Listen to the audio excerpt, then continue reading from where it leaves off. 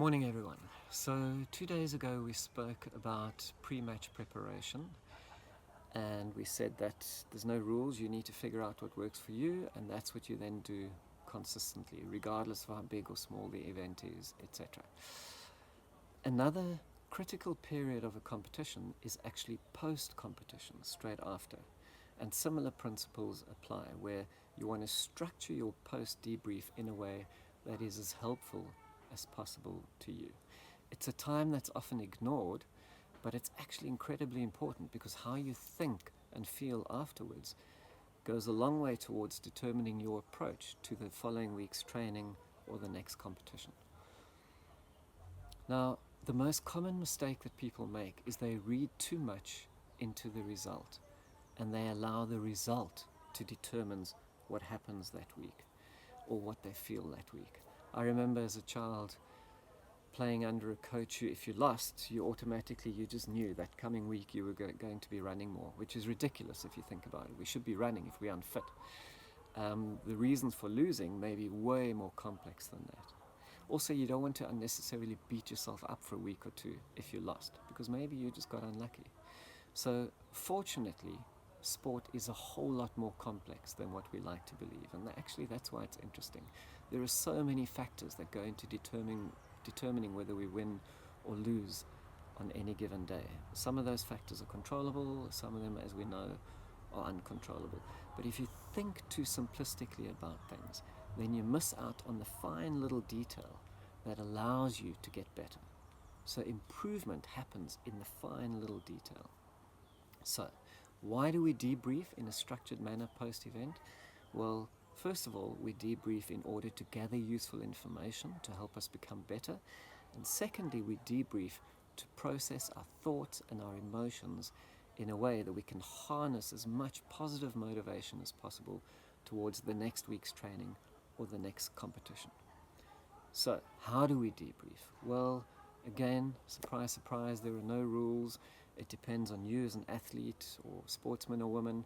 It depends on your coach. It depends on what sport you're involved in. It depends on the resources that you may or may not have available. For example, video analysis.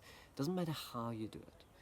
But what is very important to me is there are 5 key things that need to be addressed in that post-event debrief.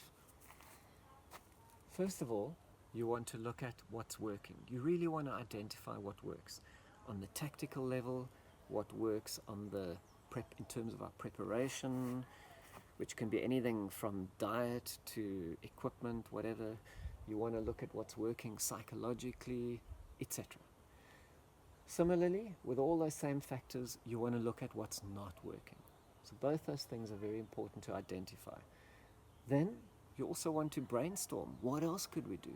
How can we keep doing things even better or even more differently to a better effect? Fourthly, you want to look at the role of uncontrollables. Maybe they helped you, you got lucky, or maybe they went against you, you got unlucky. But it's important to acknowledge that just to help keep things in perspective.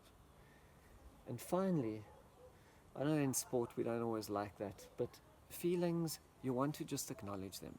You guys do have feelings, so acknowledge them. Feelings are not right or wrong. People feel what they feel. Allow people a space to feel them. But in processing afterwards, one of the things you're doing is if somebody's feelings are cranked up to an unhealthy level, as we spoke about a few days ago, you want to understand what is the simplistic, inaccurate thinking which led to that. So it's very important to make a distinction between actual fact and somebody's thoughts or opinion, which may or may not be truthful. And that's one of the reasons why it's so useful to measure in sport, so that you can check your thinking matches with the actual reality. So those are 5 things, however you debrief, 5 things which I believe need to be part of your debrief process. 2 final considerations for post-event. I often get asked, at what stage post-event should I debrief?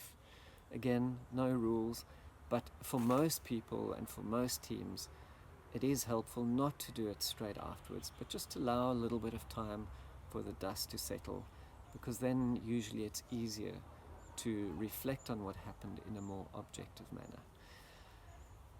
So, last point is that just like we spoke about pre-competition being structured, post-competition should also be structured and become a routine, which you do the same regardless of what the result is. So rather than once there's a crisis, quickly call a meeting, if we have a structured platform or forum in which we can raise these things, address and process them, you're actually more likely to prevent a crisis. I'll see you tomorrow.